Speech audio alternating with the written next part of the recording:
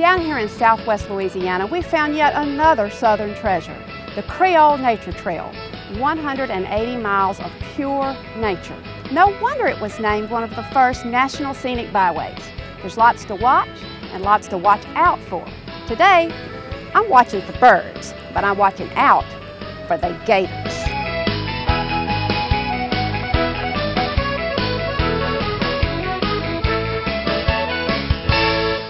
You'll find over 450 different types of birds here along the Creole Nature Trail, and that's because this is a key stopover right before our little feathered friends head over the Gulf of Mexico.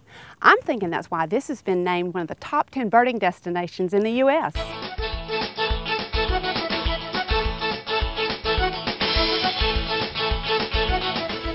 Now I know why they call this America's Outback. I am out here, and I don't know if you can see it, but we've got an alligator.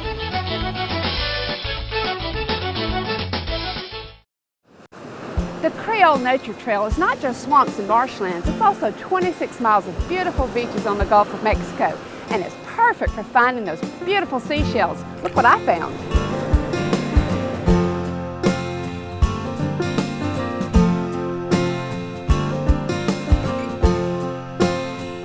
You know, Mother Nature never ceases to amaze me.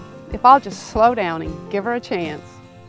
I think I'm going to stay here a little while longer on the Creole Nature Trail. For Southern Journeys, see you later.